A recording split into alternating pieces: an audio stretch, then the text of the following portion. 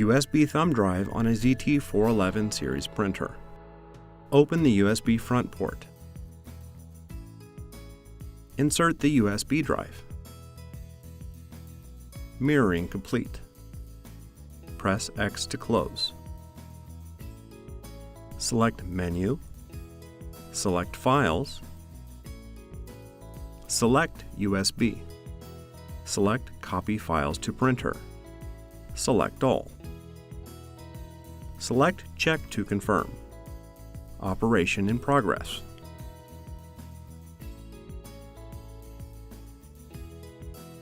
All files stored. Check to confirm. Confirm file transfer by printing.